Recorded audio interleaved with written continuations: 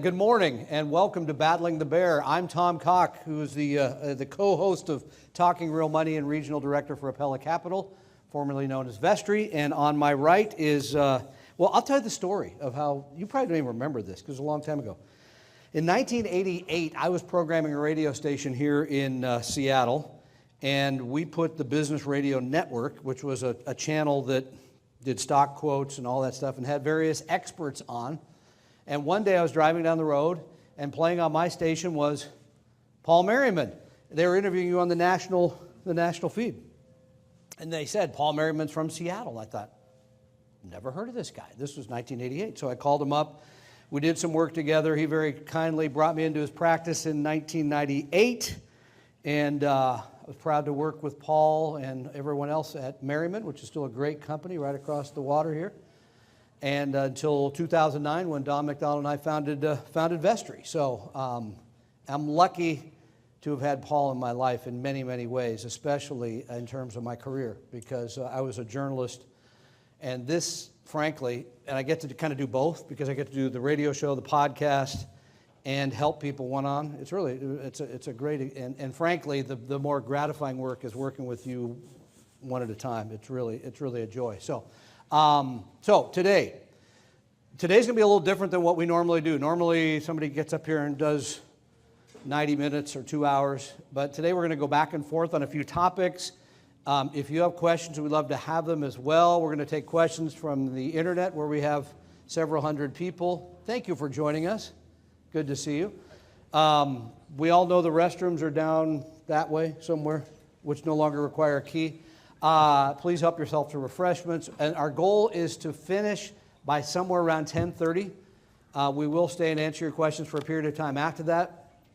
Paul says he'll stay all day if necessary. I've got to go do the radio show at, I got to leave somewhere closer to 11. My partner, Don McDonald, came down with COVID this week, so he's not feeling well. But anyway, so we're going to go through all these things for you. We have a handout that you should have that looks like this, right?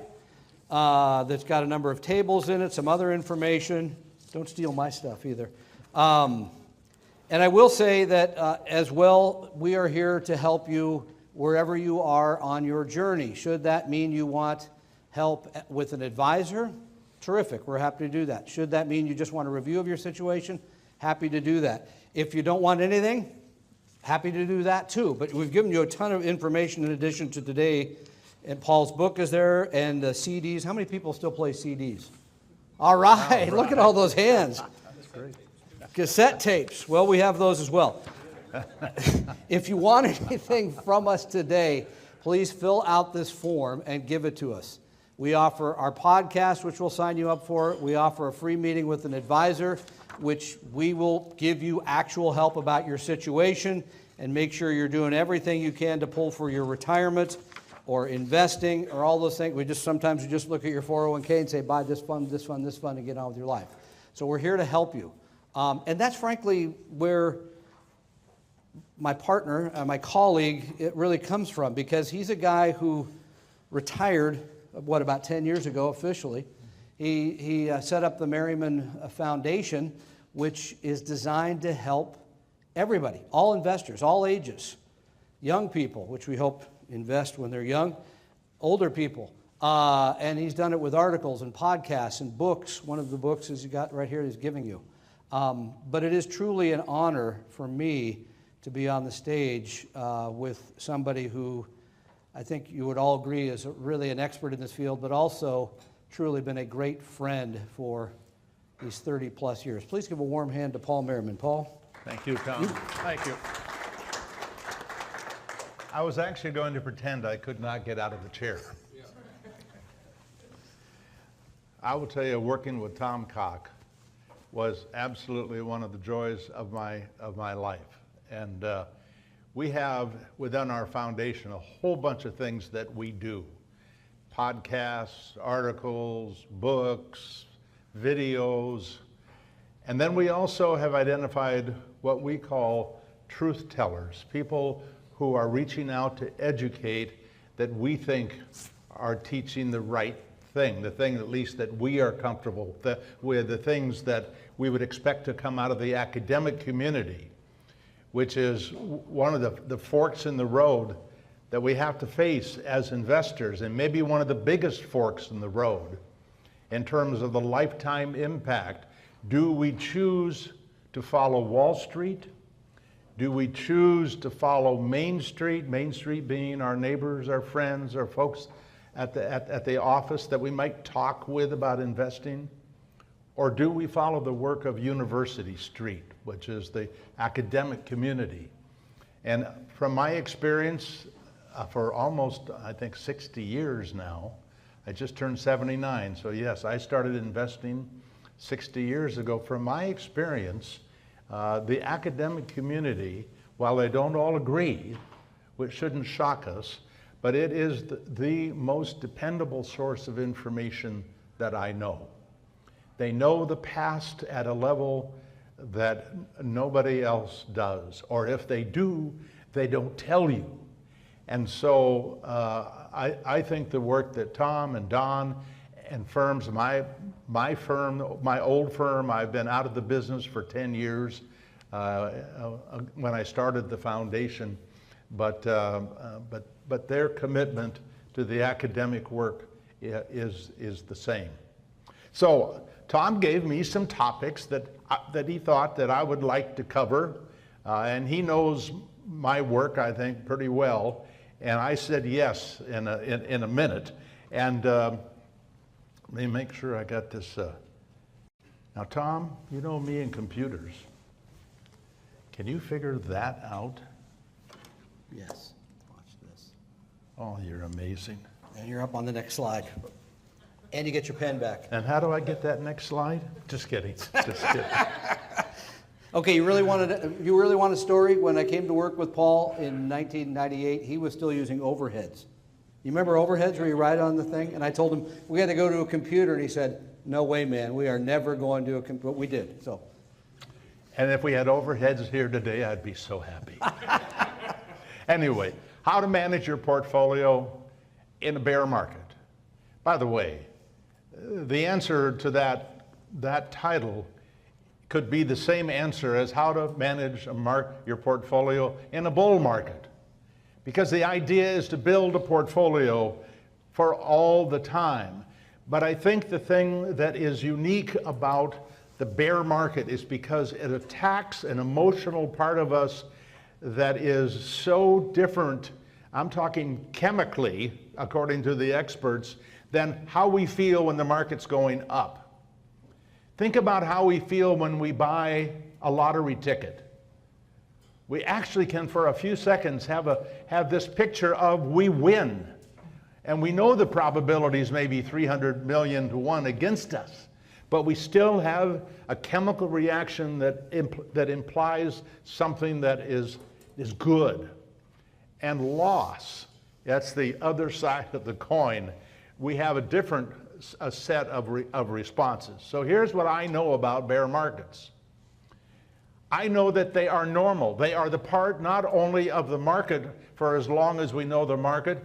Bear markets are what bear markets represent, a period where we're not doing as well as we were before, except in the case of a bear market, they put a number of a 20% decline. But we face bear markets all the time in our regular life. We face bear markets in our marriages. We face bear markets at work.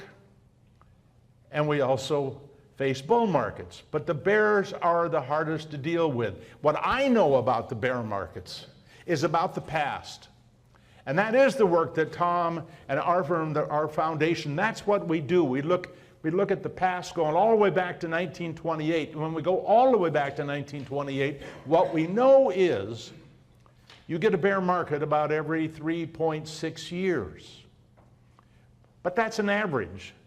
And there's the old story about the kid who drowned walking across a river where the average depth was 2 feet. Average, it can be so misleading. How old we are likely to be will often read the average. I am not stopping there. And I want you to know that along with that average of 1 every 3.6 years, you're going to lose on average 36%. But twice between 2000 and 2009, we lost over 50% on the S&P 500. And by the way, typically when you're hearing about a discussion about bear markets, you're talking about the S&P 500. And it's also important to note they do not include the reinvestment of dividends. So bear markets can be bad, but they're not quite as bad as they say because they're not including that money that you made in dividends.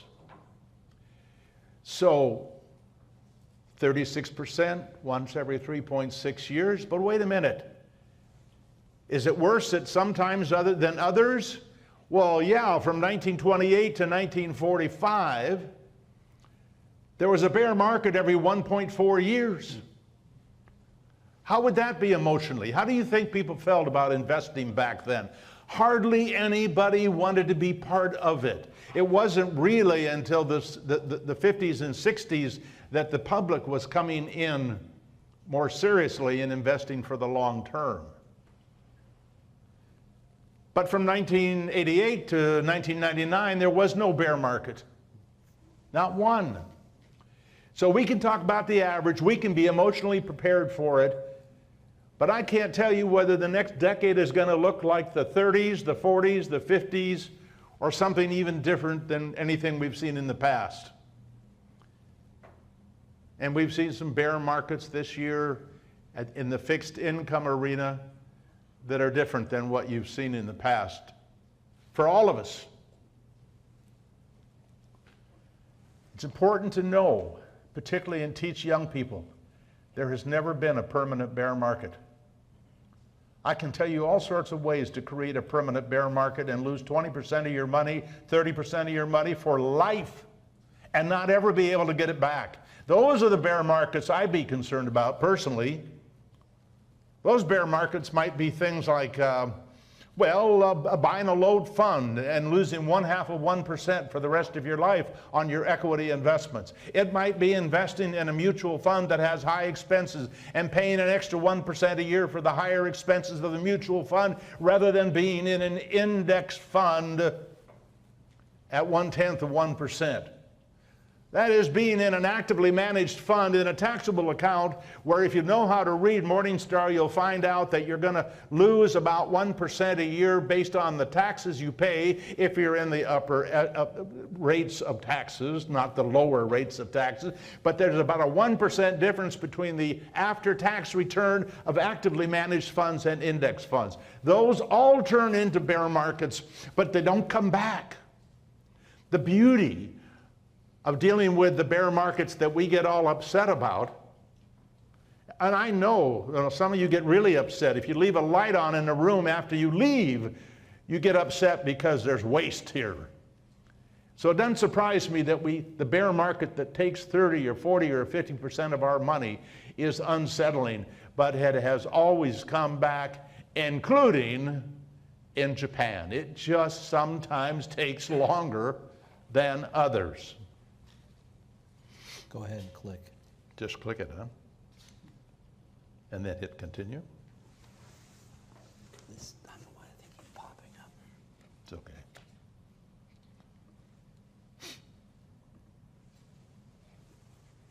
He did way more important things when he worked with me. So, we also have to be on the alert. There are two people here this morning who have mentioned things about sharing the book that you're getting free, that we're talking millions, with young people. It is such a bonus to be able to have an opportunity when you're young to put money into a bear market.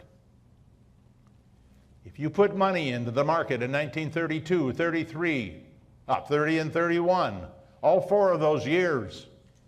40 years later, those 4 years' results would have led you to, for a $1,000 investment, a total of over $250,000 on 4,000 because you start. The same thing happened in 73, 74. If you put money in 73 and 74 and you were just getting started, 40 years later you got more. It's also over 250,000. And the biggest risk in a bear market is how you respond to it. If you let it destroy or trigger what I call the I can't stand it anymore market timing strategy, ICSIA, you are likely going to turn that move that you make, your response, into something bad rather than something good. And yet I know when you do it and you have that money in a money market account and it's not going anywhere up or down, and every time the market is down in the next week, you're thinking, oh, thank God I'm in a money market fund. And it feels good for the short term. It's like taking drugs, I suspect.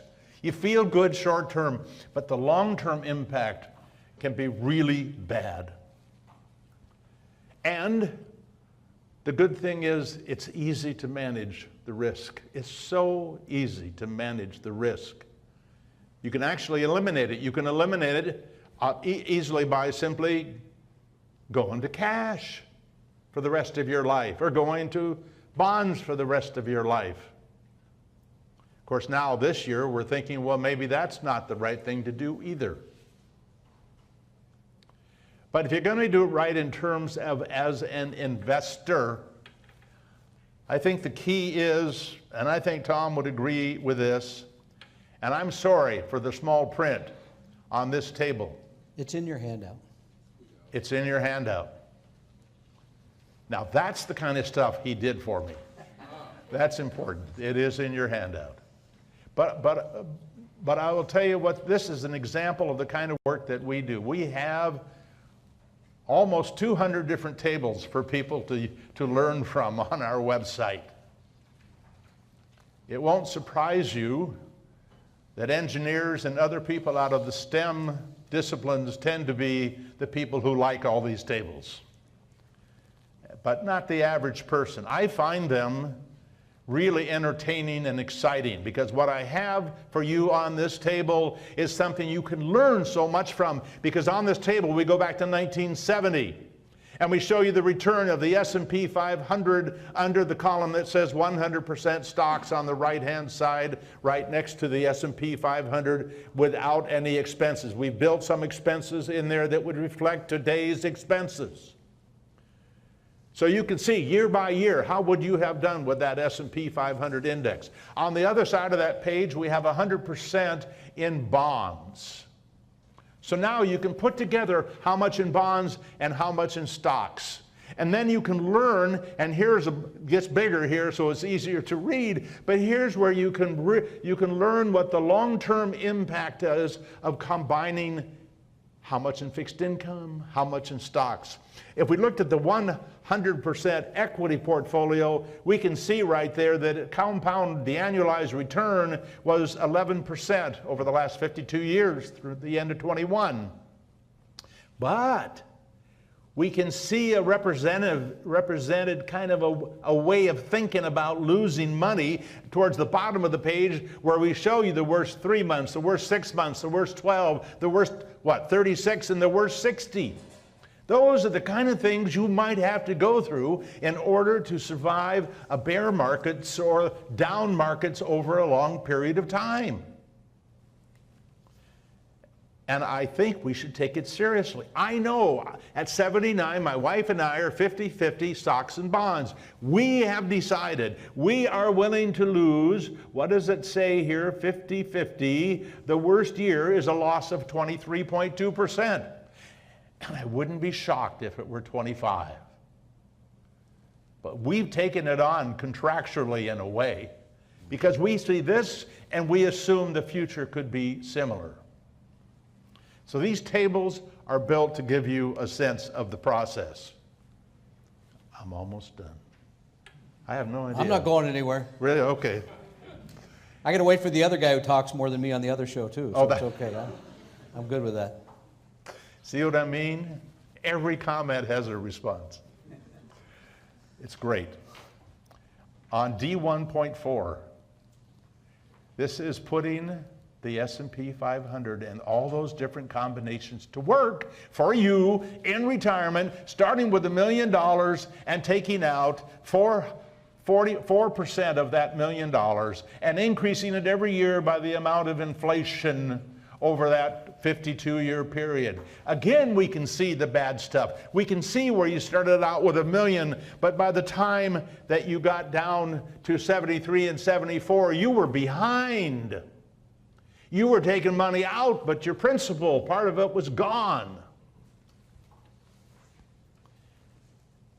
You can also see, by the way, what you'd have at the end of the period of time. You can look out 30 years. You can look out 40 years. How much would I have left for others had I lived through that experience? And some of the time the market was great, sometimes it was terrible. And that's the way it's going to be in the future.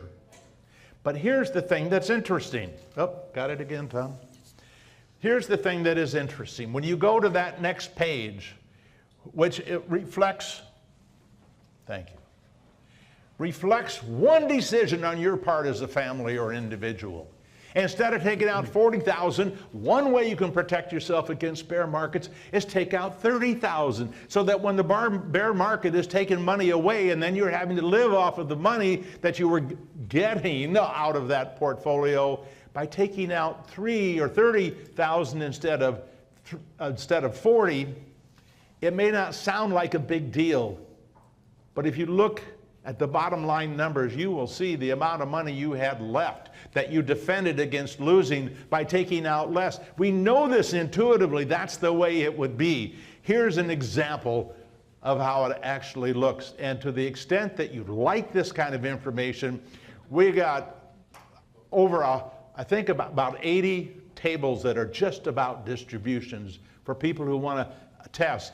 And one more thing, we now have an investment calculator where you can put your own numbers in and crank out the results rather than numbers we make up. And now, you got it. Thank you, sir. Thank you, Tom.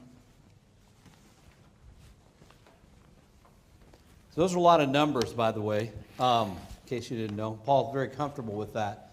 And what I find in practice for most of our clients is this is a year-by-year decision. How do you, when you do your distributions, do you look at the balance at the end of each year and decide what you're taking, or on a personal level?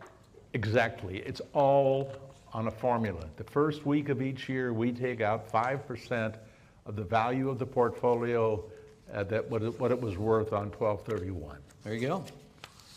And you still have money left? Yes. Okay. By the way, I'm here. I didn't know how many donuts you might try to steal. Well, I wasn't worried about that. My wife could be out shopping. No, I can't say that. No, don't say that. That's totally inappropriate. Don't say that. She All doesn't. right. So this is a fascinating topic that we decided to put in here because this is the #1 call we get to our program called Talking Real Money, which will begin airing in a few hours live for those of you who do not listen on AM 1000, FM 97.7 at noon today, Northwest News Radio. The #1 call is, I just came into money, what do I do? It's either an inheritance, I sold something, etc. And of course, what do people want to do today?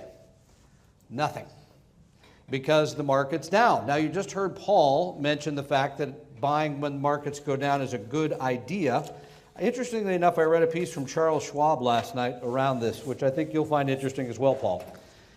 They had some fascinating numbers. For people this is for young people, put in $2,000 a year for 20 years and invest in a globally diversified portfolio. If you invest it as you get the money, after those 20 years, you have $162,000. If you invest at the highest point each year, in other words, the market goes up, you put it at the highest point, you have $141,000 at the end of the 20 years. If you stay in cash, if you just take the two, leave it in the bank, instead of the $162,000, you have $64,000. So it's a huge decision. And today, sadly, as far as I'm concerned, it's about $18 trillion of your dollars, because you probably have some of it there too, that is in banks, savings and loans, places like that. So I decided yesterday to look at the numbers, because the first time in many, many years, you can actually make something on your cash. And out of curiosity, how many of you ran out and bought I-bonds in the last year because they were paying 9.6%? A few hands. Terrific. And as you may know, the I-bond rate now is, do you know this? You know, 6 something. 6.8%, which is still pretty generous. And for those of you who've been regular listeners to the podcast and radio show, you know I have not been a huge fan because I find them to be kind of a gimmick.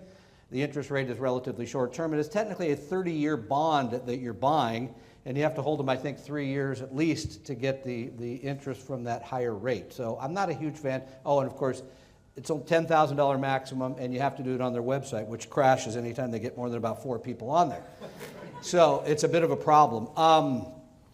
But if you take your money to the Bank of America, does anybody know what they're paying on the savings accounts there today? 0.01. So, and many of the trillions of dollars are there. Instead, if you went online, and you could do this yourself, we go to Bankrate on a regular basis just to see what people are paying you for your cash or cash holdings. At Bankrate, you'll see that a high-yield savings account, I use one. And by the way, you have to be comfortable with the fact that this is all online. There is no bricks and mortar. There's no place to go into to see somebody there and make sure your money's okay. So you have to trust the internet in a way. But at Basque Bank right now, with no minimum and no duration, you can get 3.6% in a high-yield savings account. Capital One, you may have heard of them. You can get 3%, which is pretty decent. Again, considering the cash paid nothing until very, very recently. CDs, how about, this make you feel good, Paul, how about a 1-year CD you can get at Capital One now at 4%? There's some brokered CDs at Wells Fargo that you can buy through Schwab for 4.5%. Don't trust Capital One? Marcus, I guess, operated by Goldman Sachs, you can get 3.6%. You get the idea here that cash now is paying something. And you need to be a bit nimble and pay close attention to it. Paul mentioned money market funds. Vanguard's money market fund, I'm not a fan of money market funds in general, by the way, but Vanguard's money market fund, which is VMFXX, paying 2.9% right now. So again, some of these things that we sort of ignored for a long period of time because they weren't paying anything at all, if you insist on having money in cash, you should at least be efficient enough to move it to one of these places where you're getting something. Because the people that are making money on that $18 trillion, while you're not, are the banks. And that's one of my big arguments is, again, be more efficient with your cash. Do you keep a lot of cash? I mean, other than in the bank? I mean, in the back room, in the safe? In the back room. The back room. Yep, and we leave the back door unlocked. Thank you. I know where you live, too. By the way, that Vanguard fund that you quoted, yes, I think is a federal. I think you're right. So yep, that's one of the reasons it's lower. So let's talk about places also for short-term cash. Now, there was a bond fund that Paul told me about 25 years ago, and it's the Vanguard Short-Term Corporate Bond Fund, VFSTX, VFSTX. Interestingly enough, today it's yielding, fascinatingly enough, 5.1%. That's the good news. The bad news is, prior to this year, it had one losing quarter. This year, it's already had 3 losing quarters, and it's down 7.9%. Now, this is a fund that holds short-term bonds from corporations that are likely to pay them back. Places like Microsoft, right? Big corporations. But there's a very good yield. I looked at a couple of other funds, again, for more of your cash needs. The Vanguard Total Bond Fund, which you can own as an exchange-traded fund, BND, is now yielding 4.4. That's the good news. The bad news is, and we'll spend a little time on fixed income in a moment, it has lost this year to date 15.8%. Doesn't sound very bond-like, does it, when you see those losses? So again, there's more options here. And what I try to tell people that come into our office, and I have $200,000, but I'm waiting for something to happen, is at least be efficient enough to get something on it while you're waiting. And by the way, we had somebody call last week and say they're waiting for the outcome of the election. And I said, well, if you're worried about the election, then how about the war in Ukraine? How about inflation? How about it? There's all kinds of other things I think that will be more impactful to the market. And probably, by the way, and some of you know this, the prices of securities are already baked into them today. The election that appears to be a split decision is already baked into those prices. So cashing in on cash, again, I bring this up because I see a lot of people making mistakes and not taking advantage of the opportunities there. And then there's this other part that Paul mentioned has been very troubling this year because in a general sense, When stocks decline the way they have this year, bonds are the sort of the base for your portfolio, right? They're the ballast. They're the things sort of keeping in place while stocks are going up and down. And when I talk about bonds, I always want to go back to the kind of the basics, because people sometimes get confused about what kind of security a bond is. Remember, a stock is an investment in a company. And some days the future looks great for the company formerly known as Facebook, right? And then it becomes Meta, and it's down 70% year to date. And sometimes Microsoft looks great, and sometimes it doesn't. So individual companies, which neither of us invest in, but companies are riskier. You're simply exposing your money to those firms. Bonds have more of a guaranteed nature to them, because a bond is like an IOU, right? And by the way, I did pay you back, right? I couldn't remember. Oh, dang it, okay. After. We'll talk after. We'll talk after. So there's a piece of paper, right, that has an interest rate and a stated date of returning of your capital. That is completely different type of security than a stock. So you need to consider that. The trouble this year has been, we've had this, I put 1,000-year flood, this very unusual circumstance where stocks and bonds have declined. The Federal Reserve, as you know, I believe, has raised rates 6 times this year, probably going to have a 7th in November, which will have a negative impact on your fixed income as well.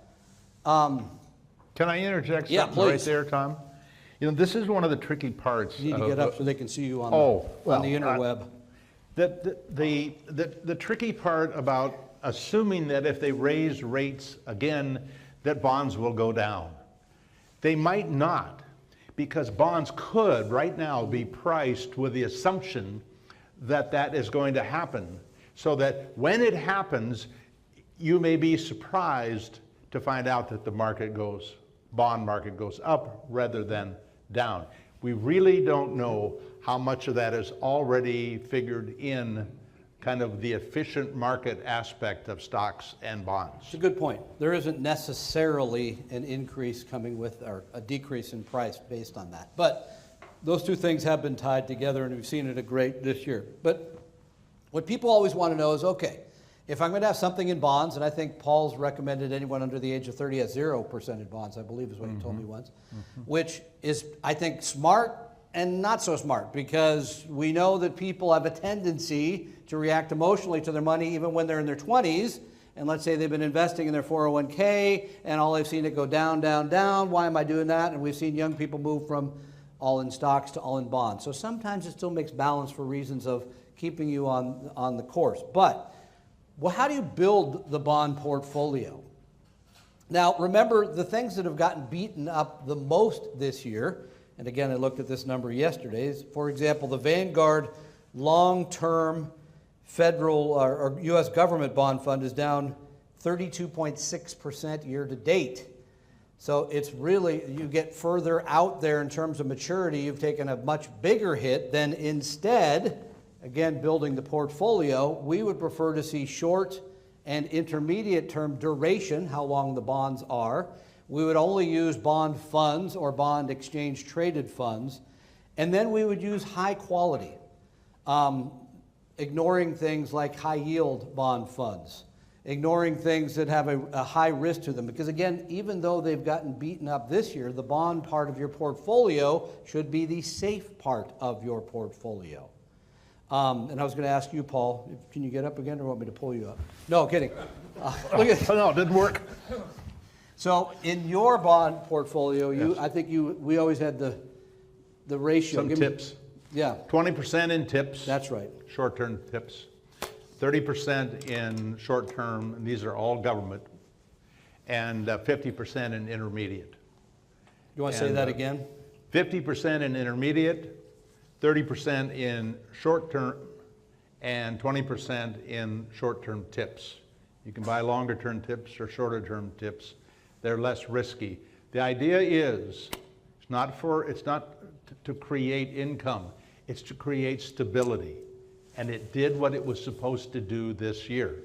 I mean, it isn't pretty, but just as if we're doing a diversified portfolio of equity, if because of the kind you've chosen, you lose less, because it's good to lose less in the bad times, because it prepares you to make more for the good times.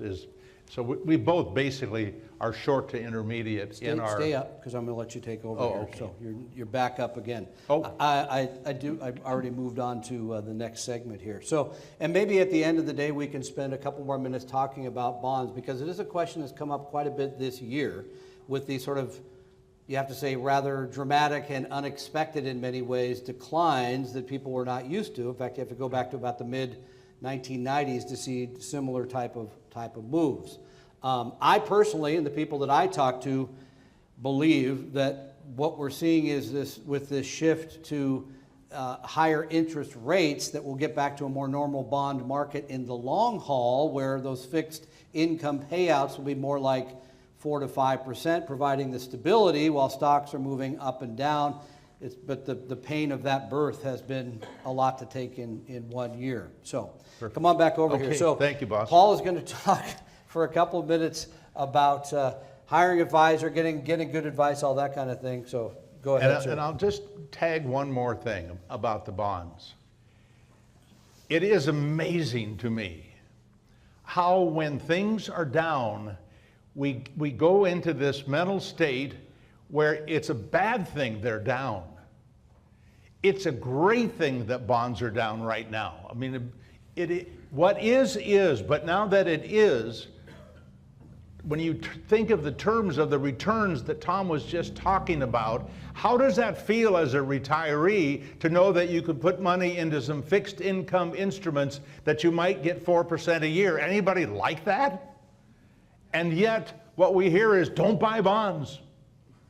Because again, if you followed the history, and this is the beauty of tracking the history, if you go back to 2010, the experts were saying, don't invest in anything but a money market or something very, very short, because interest rates are going to skyrocket. We've heard that every year since 2010. So people who stayed, and a lot of people did, in money market funds, they may be making more right now, but they waited a long time to get the payoff. So the same people that told you not to be in stocks because the next bear market is coming. That's exactly it. Yeah. Exactly it. This is the most popular free book we've ever had. I have no idea how many it sold on Amazon. I mean, it still sells. It's still available free on our website. Get Smart or Get Screwed. How to select the best and get the most out of your financial advisor. I will just warn you, I'm not kind. When I say I'm not kind, I have nice, good, honest, dear friends who are in the brokerage industry. So this is not like I'm picking on any individual, but there are 80 reasons in that book you should not deal with somebody who charges a commission. There are so many reasons, so many ways it can get you in trouble. And they can even be doing what they're doing in their heart. It's the best thing I know to do. It may be the best thing to know to do, but it's the wrong thing for the client. And so if you read 10 of those and you say, yeah, I got it, you don't have to read the next 70. But you'll be amazed how many different ways you can, I won't call it be taken advantage of, but that it's going to hurt rather than help.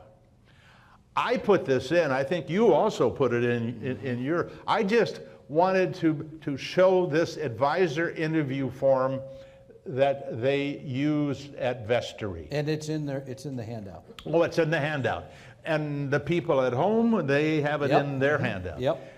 You know, the question is, if you know you're going to go through this process, I don't care whether it's at Vestry or any other firm in the business, these are things that should be part of the process in thinking through the decision, what you are wanting to know. Also, you all got a free copy today of Financial Fitness Forever, a book that was written because I was doing a special for PBS back in 2012 or 2011, and chapter 10, which is also free on our website, but chapter 10 is about 12 numbers you should know.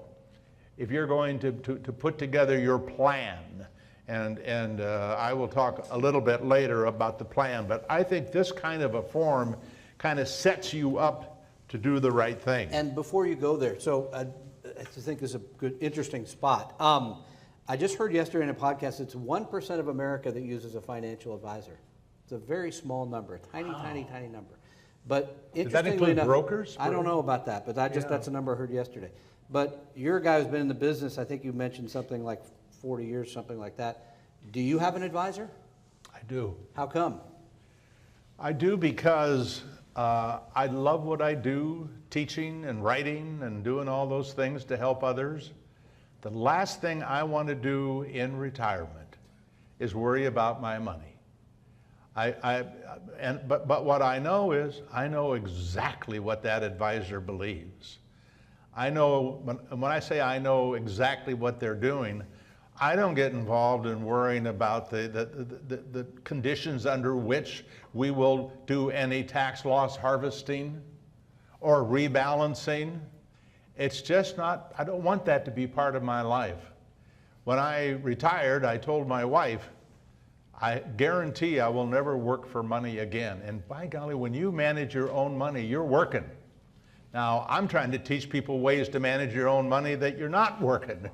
But a lot of people, you get consumed by it.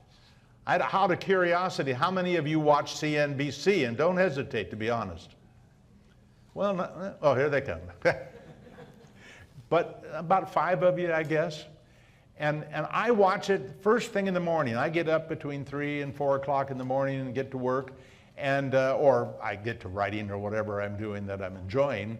But I turn on CNBC just to see the state of the world, and then I'm gone.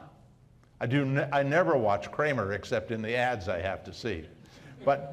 And by the way, I've met Jim Kramer down in San Miguel de Allende once, and he's just such a nice kind of a teddy bear kind of guy, very humble in person, which really surprised me.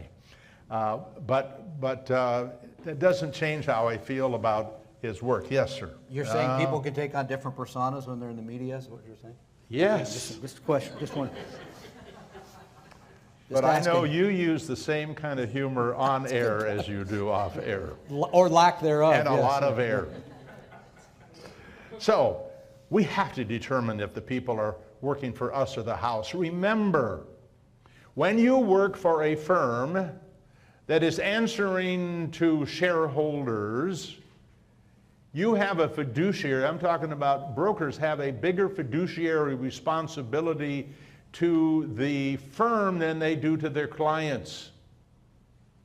And also, they can, if they wish to, be both a investment advisor, registered, and be working without conflicts of interest, or they can put another hat on and start charging commissions and doing it on a suitability to do what is not in your best interest, but's okay.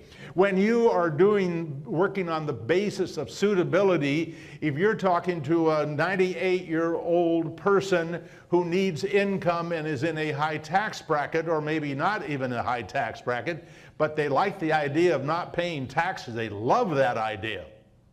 You can put them in a mutual fund with a high load, with high tax, that would not be tax exempt, but if it happened to be an equity portfolio where the taxes are much higher in actively managed funds, you can do all these things that are step by step hurting that person in the long run. And it's okay. Oh, I forgot to talk about the load. And get a 5% load off the top. All of that is okay. It's suitable. By the way, if it were not suitable, the SEC would have to say that it's illegal to offer those shares for sale. So, you really need to know that the person working for you is on your side. And you know that by what they're doing if you've had the education to know what is already in your best interest. I know what's in my best interest, but I'm using an advisor even after knowing that, because I don't want to be involved in the process. I want somebody else to do it. But I still know what they're doing, and I think you should know what you're doing, or what they're doing. And then you have to know how to measure their advice. By the way, this is really tricky business. I don't know any more difficult situation than maybe what a doctor has to face than being an investment advisor and doing a good job. Because every client has a different set of emotional feelings about the process. In most cases, and the most fun cases, it's a couple, and one is conservative, and one is more aggressive. One is afraid of the market, the other thinks they rule the market. And you have to figure out how to serve that client, that couple, properly and mediate. You know, in an age when everybody's at war with each other, I don't know honestly whether it is more difficult today than it was when I was in the business. Is it more difficult today? No, I think it's the same. Okay, good. I'm glad to hear that. And that couple or that person is going to have a different series of events go through their life that you have to counsel them on. Because the bottom line is, your investment advisor, financial advisor, does not make you money in the market. The market makes you money. They cannot control the market. They can't do anything to make the market act in your best interest. They hope it will. They have history on their side that says that it will. But let's not fool ourselves. None of us can either cause the market to go up or down, nor can we know what it's going to do. Because from 2000 to 2009, the S&P 500 had a worse return than from 1929 to 1938. A lower return. And people used to make fun of me for going back and showing people what happened back then and to be prepared for that. And they say that information does not have any meaning. That happened too long ago to be meaningful. It's just the nature of markets.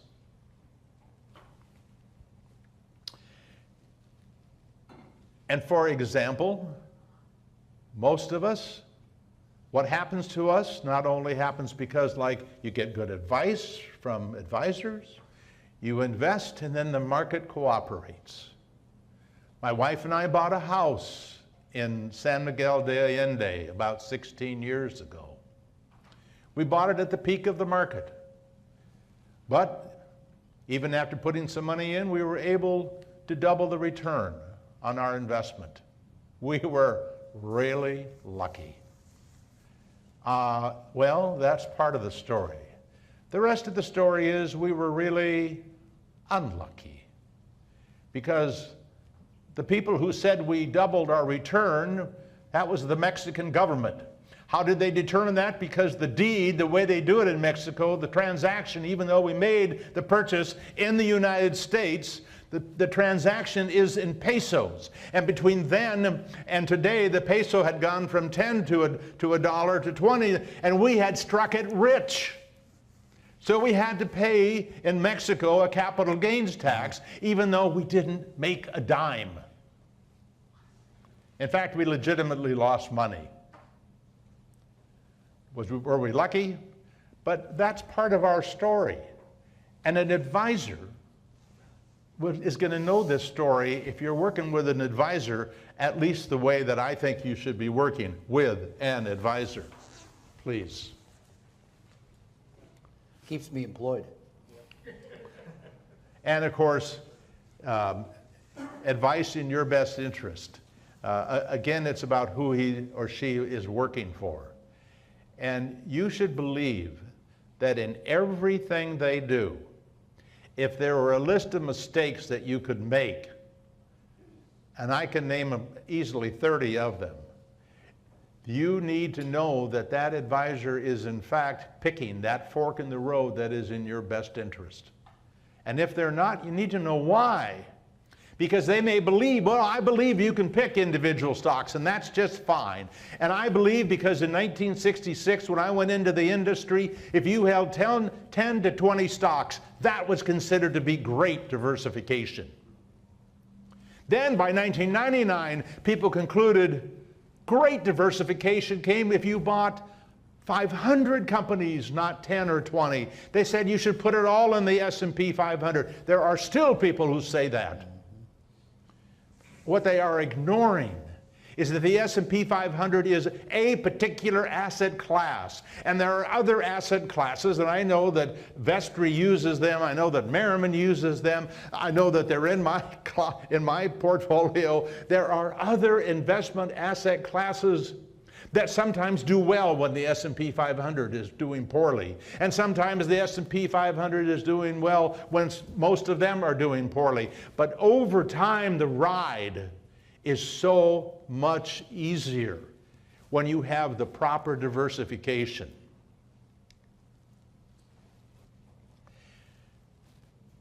Now, I think actually, This is me. this is the really boring stuff. Can somebody help him with the chair right outside the door? Oh, I should ask Tom. Tom, do you have an investment advisor? I do. He's very good, by the way. And I like what you said about retirement. So I still have to think about what I'm going to do. I have a list of things actually that I want to do, but managing my money wouldn't be one of them. So helping others would be.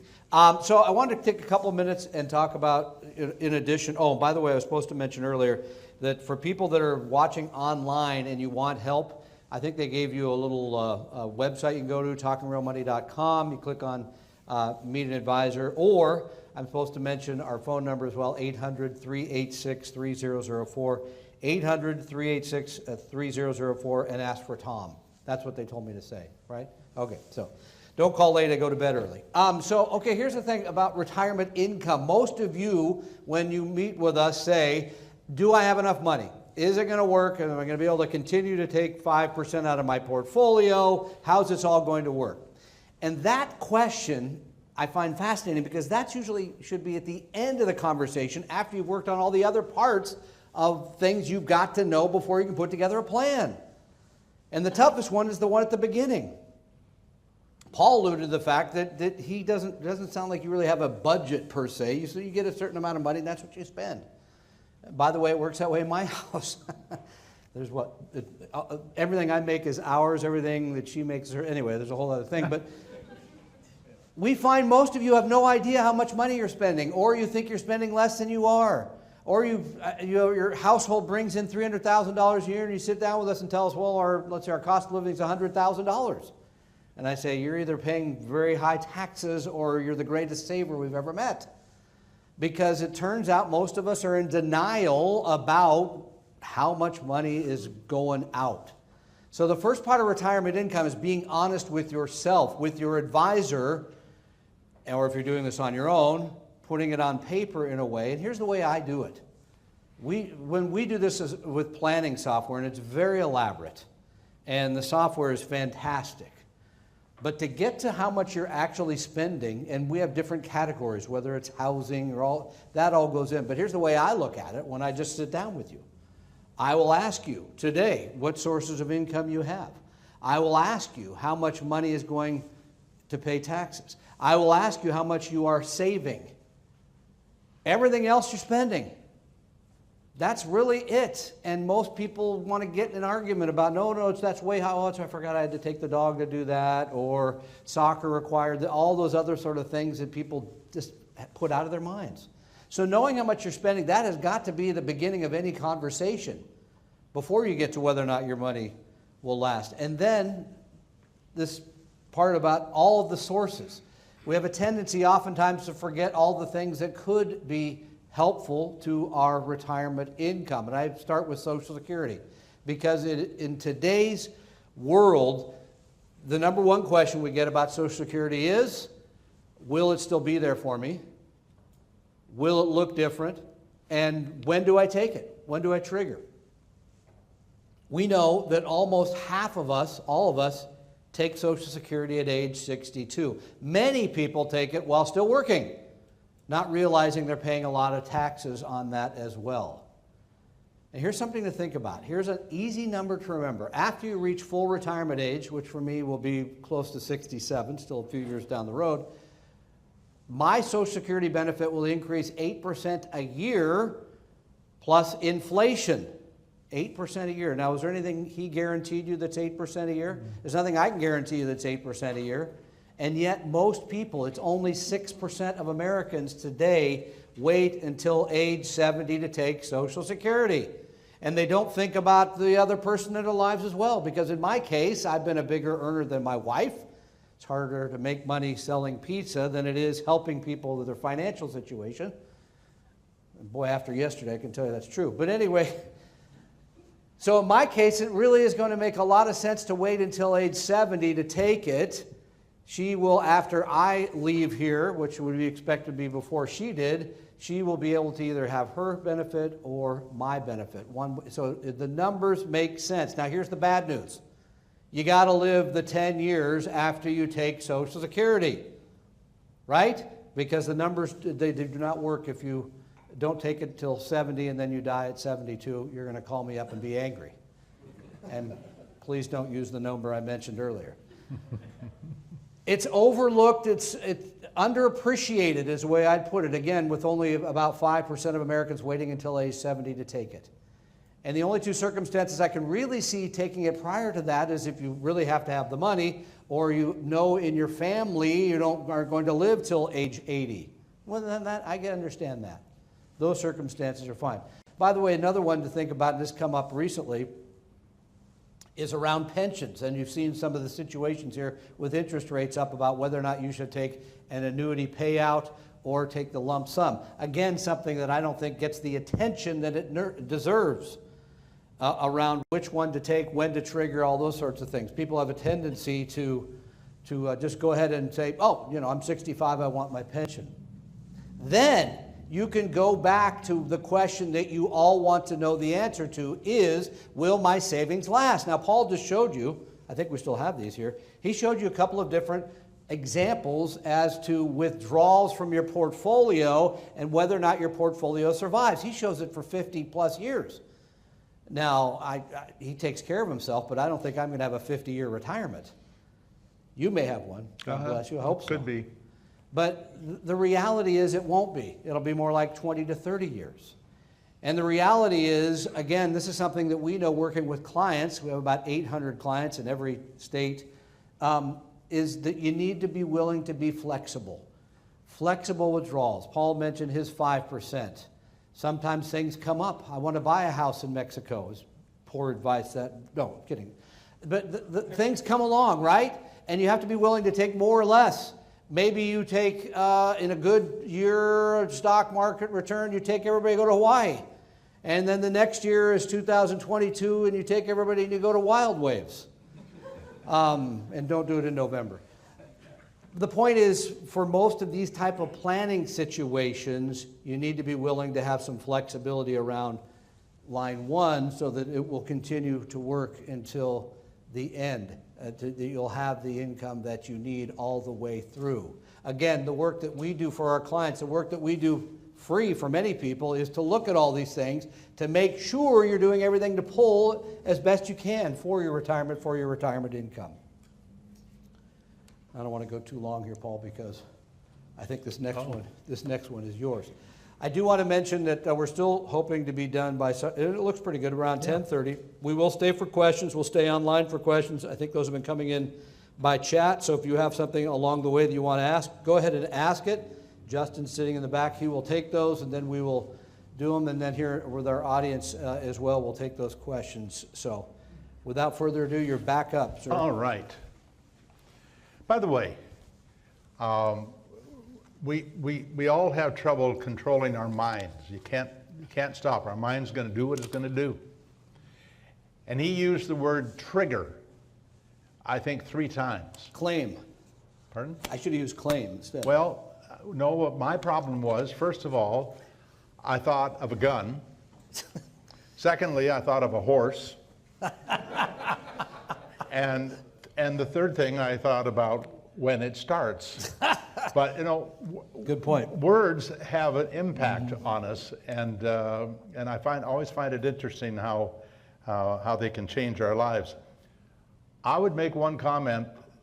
One of the most important, from my viewpoint, having been around the industry for a long time, and having started for 3 years as a stockbroker and seeing that side of the business, probably one of the most interesting aspects of income in retirement that I have concluded that is a challenge to young people is that if you can save and have more than enough. You know, John Bogle made a really big deal about people having enough, and he was serious about it. His work was to help people have enough so they could retire with dignity. He wasn't worried about making anybody more than enough. I am interested in helping people have more than enough. I know that in essence, Tom's firm is that way too, because if you have more than enough, you can use a higher payout. And having that higher payout means if you're a giver, you give more, whether it's to family or charities. If you're a traveler, you can travel more. The reason my wife and I can take out 5%, and we have tables to show this, and feel like we can just be as aggressive as we want in taking 5 instead of 4, which people say that's the number, is 4, is because we saved enough that we knew that we would have more than we needed. And I think that as a goal for a young person, by the way, the other reason that goal for a young person should have more than enough, because enough is not enough, is that in our lives, things just don't work out the way you thought they were. I thought I would have accomplished certain things by the time I was 30. I didn't. I thought I'd be married to one person for the rest of my life. And I didn't. I wasn't. I thought a whole bunch of things that never happened. It is difficult to tell the difference between the courtship, the honeymoon, and the reality. But the reality of life is we have stumbles. I just this morning got an email from a person, I've never met him personally, but Chris emailed to tell me it looks like he has bladder cancer, and to pray for him. And he's not very old. I think he's in his 50s. This is not what he planned. And so I really work hard to try to get young people. Now, I am this weekend, aside from doing this, which is just golden for me, I love doing this. I know Tom does too. But I am going to be sitting with a newborn child. She was born Wednesday. And it's amazing how pretty they can be when they're yours. But our first granddaughter. And she's going to meet with me, and we're going to be talking about what we're doing for her today for the rest of her life. Now, hopefully I can get her parents to sit with me while I talk to her. Because I will write the check then. Because I know the earlier we get started, the higher the probabilities of success. We all know that, but we put off doing so many things because we're going to get around to it later. But the payoff comes from when we do it early, especially for people who don't understand the process. Because when you don't understand the process, it's real easy to be afraid of the process. Be afraid, by the way, that you're going to make mistakes. And you want to tell them what you're doing, the money you're giving, how you're doing it? Oh, sure. The purpose of the money is going to be to fund a Roth IRA for as long as it will fund a Roth IRA. It will be enough that if the investment produces a similar return to what it has produced in the past, to fund her IRA if she doesn't start funding it until 18 or 21, to fund her Roth IRA for the rest of her life. Now, that's a dream, because I don't know what the market will do. I do know, for example, the S&P 500 since 2000 has compounded at about 7% or less a year, since 2000. This is the asset class that's supposed to compound at 10%. It is way behind where it's supposed to be. So I know that's a possibility for this wonderful young lady. And, but if it does, and the way that we're doing it, it's both emotional and it is also, I think, it diversifies in a way that is very special. Those of you that follow our work know that I'm very high on small cap value. If you follow Tom's work, you would find they believe in small cap value for part of the portfolio. We also believe in the S&P 500 because it's the highest quality equity asset class we have. Now, some people may say some sort of a dividend paying portfolio would be higher class. I don't know, but I think most academics agree that is the blue ribbon equity asset class. And it's the benchmark that most of us are, in essence, competing with. And the beauty is, if you look at our studies, what happens if you combine small cap value with the S&P 500? It's fascinating because you actually have, over the last 52 years, you lose less. If you add up all the losing years, you lose less in the combination of the two than you do in the S&P 500. In fact, you lose less if you put all your money in the small cap value. And the reason I will not put it all in the small cap value is because human nature would lead her to become discouraged when for 15 or 20 years small cap value is underperforming the S&P 500. But she will have the S&P 500. And she will not know anything about this until she is either 18 or 21 years old. So when the account is opened, we will see how the S&P 500 did and how small cap value did and how the combination did. She will have a real education with her money right there. And the things that stand in the way. The market, I have no worry about the market. I mean, we all may be dust by then, okay? So I don't worry about that. But I do worry about the behavior. Because my daughter and her husband are going to have to do the right things with the money.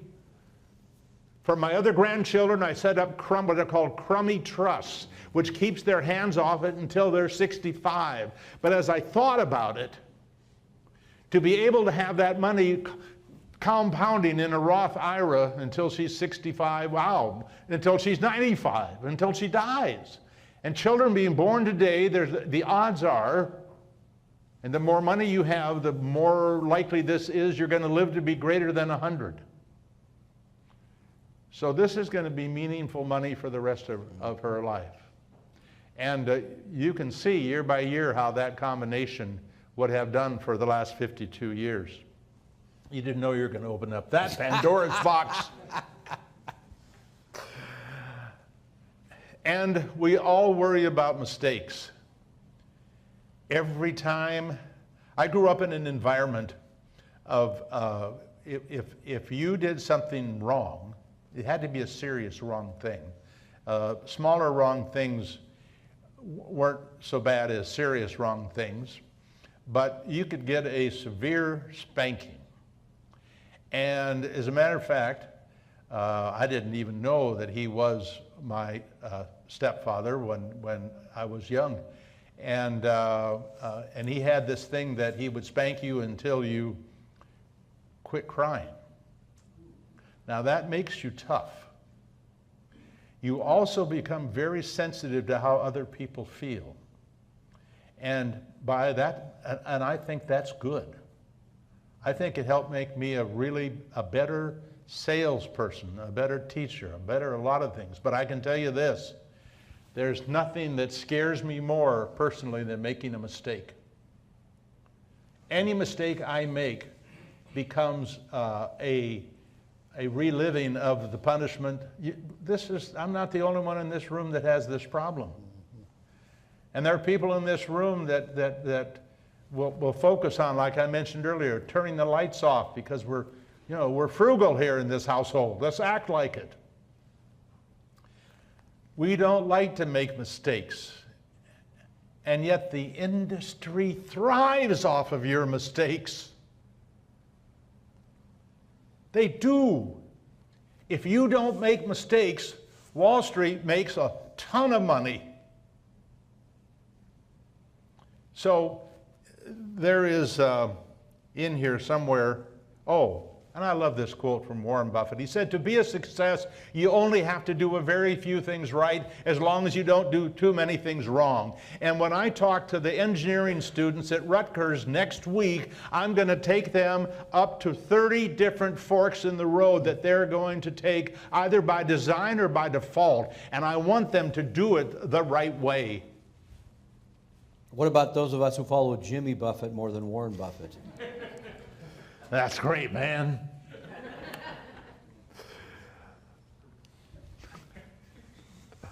Oh, Tom. You got stuck. Oh, Tom. There you go. There is a DVD. You all got a CD, a collection of CDs that were recorded for a PBS special.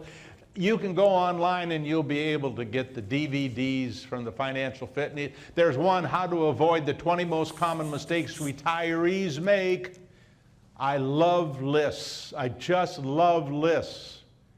Every time I come to a fork in the road and I know there's a need for a list, I write 10 things why, because there's got to be 10 things. Now there's 20. But the big ones, I mean, these are some of the big ones, and you can go watch it and listen to it. No plan. Tom has made the case. You've got to know this stuff. It's about, in fact, on that CD that you got, one of those pieces, it's about 40 minutes long, defense, defense, defense.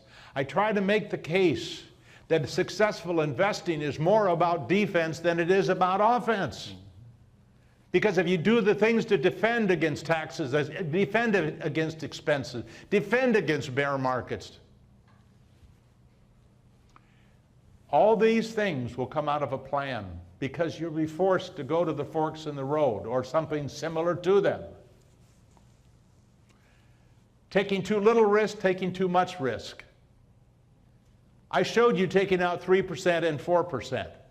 All those columns went to the bottom of the page because in every case, whether you were 20% in equities or 50 or 100%, you made it through 52 years. And by the way, I will be here 50 years from now, if only in the mind of my granddaughter. And hopefully the kids of people we've been teaching. That's my goal. But if I had showed you one more page and showed you the impact of taking out 5% and adjusting for inflation every year, you would have been broke in about 20 years on that table. You would have been broke in a number of relatively short periods of time because you were taking out too much and you were adding for inflation. Remember, when you've oversaved, you ignore inflation. It doesn't matter because you're already taking out more than you really need. Too little risk. There are a lot of people who felt so secure over all the years the way they invested because they didn't take any risk. And now they come to retirement and it's a terrible time emotionally to start deciding, oh, I ought to learn how to invest and take risk that I'll lose money. That just rarely happens with people who have spent a lifetime being conservative and frugal and all. But both of those, and and it isn't that we're looking because we can't know, but we're not looking for the perfect solution, you know, perfect is the enemy or of good enough. What's that saying we were taught? I can't. By the way, I have memorized the test that they give to see if you have Alzheimer's. Are you still passing? Are you okay? I'm still passing. Okay, checking. My wife said, oh, damn. People spend so much time. This is emotional. And this is a huge mistake. By the way, all the emotions about investing we have that have to do with worry, they will eventually trigger a sell. I have seen situations where I've seen people, when I was an advisor, and they talking with them and how they were doing and what they were concerned about, always scared to death of something. Taxes, inflation, the debt, national debt, who was running the country. And then one last time something happens and all that worry comes tumbling down and they say, I'm just going to put it into this indexed annuity and quit worrying. Or something that they think is taking the risk out of their life. And sometimes those are terrible, terrible decisions. And my wife and I have been reading a book on Stoicism. They are daily readings about Stoicism. And I got to tell you, it's had an impact on me about the things that I'm worried about. Because it teaches me to give better perspective. This is not a religious thing, it's a philosophical thing. I'm curious, how many Stoics do we have here? Well, if they put their hand, if they put their hand up, then they're not a Stoic. Then right? I'm going to go back and cancel my membership. And here, trust the wrong source of advice. I made this point earlier. I made the comment about Wall Street, Main Street, and University Street. The biggest fear that I have is that you will hear somebody on TV make a presentation that makes so much sense.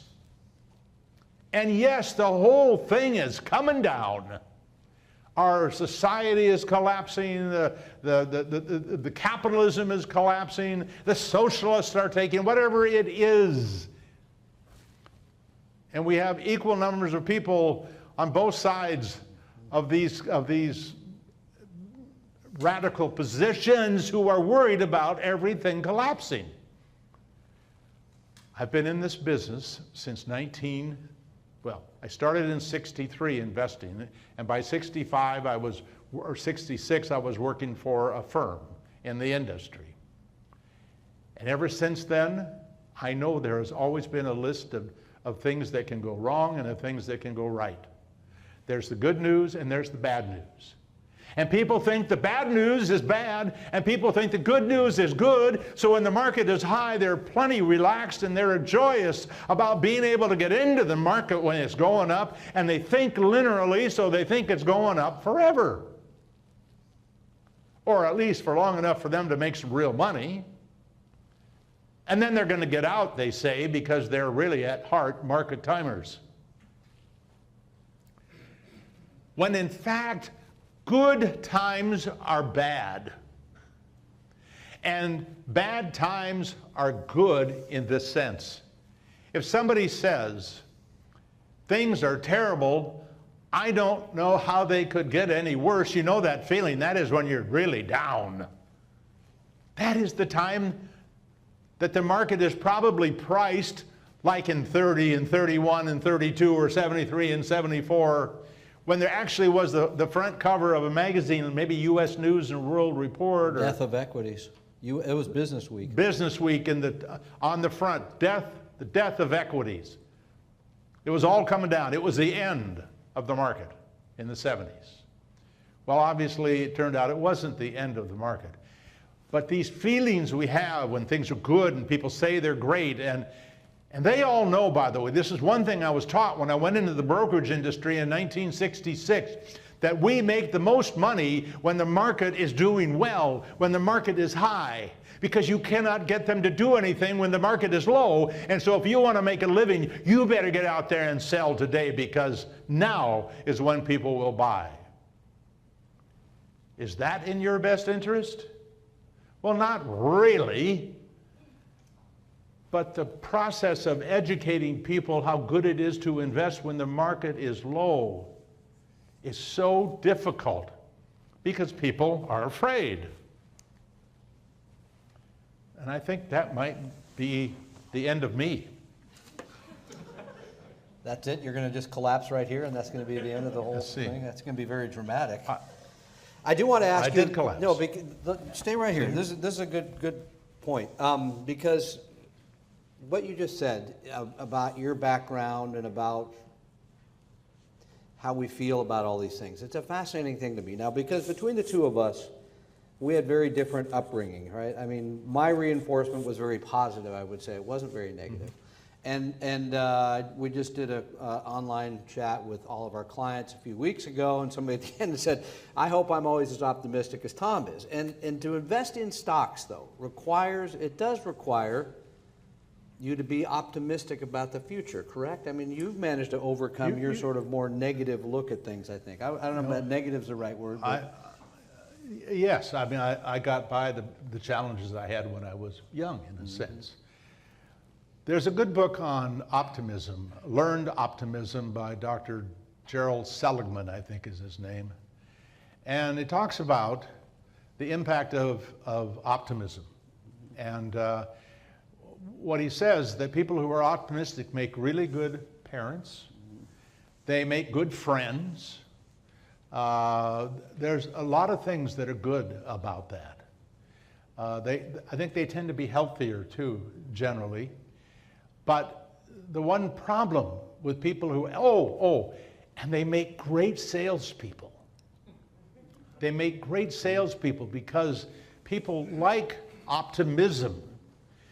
But the risk of the optimistic person, and this is why it's important for you to get the education, so that when somebody is selling you something that may not be as good as you think it is, or as it sounds, but they keep banging away at you, and you finally say, I get it, sign me up.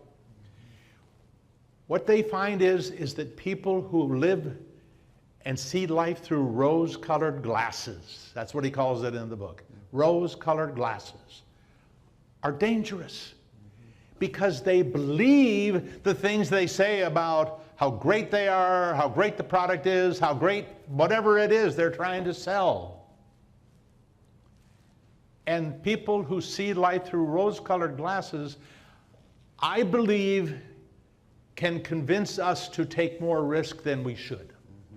To buy, in fact, I just heard of a case yesterday where I was talking to a friend advisor, and he had a client who was sold a limited partnership in some sort of a building, a real estate deal. And in there, it's just like in a prospectus for a mutual fund, it will say that that mutual fund management does not protect you against market risk. In other words, when the market goes down, expect this fund to go down because they do not go to cash when the market goes down. That would be market timing, and they don't believe in market timing. And it says that. It's in there. They do not protect you against what may be the biggest risk of all, market risk. And people sometimes think they're being protected. Or they may say on a limited partnership, they may say, there's a risk that you won't be able to find somebody to sell it to if you want to get out of it. Anybody ever been in one of those? Well, let me just tell you, when you want to get out of it, so does everybody else. And there is no market except from people who are going to offer you next to nothing. So this fellow had invested in something, and what he didn't read the call factor, the call rights that the people had if things weren't working out and they needed more money. Capital call, I think they call it. Mm-hmm. And that capital call that came, and they were assured the chances of that happening were so small. Does that sound like something that might come out of a salesperson's mouth? Of course it does. And then it happened. And it has, in essence, ruined this guy's situation. He's had to cash out a whole bunch of money out of his other long-term accounts that were supporting his life in order to meet this call. So, and I asked this person, would you ever recommend somebody do it themselves? He's in the industry. He said, absolutely. He said, if that person will do all the things that a good advisor will do to take care of the account forever. That's one of the reasons I have an advisor. I am not forever. I have a slightly 4-year younger wife, but I also have kids and things that are meaningful to me, and charities, and I want somebody to take care of all of this stuff and to know what my wishes are. So his point is, yes, if you can in fact do all those things, which includes reading the fine print of every product that you put them in if you're advising them. This advisor told me there are some products I read them because some client wants to go in this. I read them and I honestly do not understand them. Which means their client is about to, if they don't take your advice, and you say, look, I really can't make a judgment because this thing is so confusing.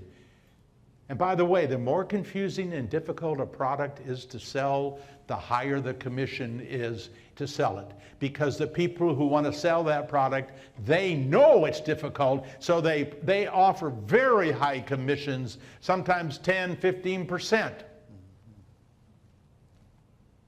You know, we know who's getting rich on these things. Anyway,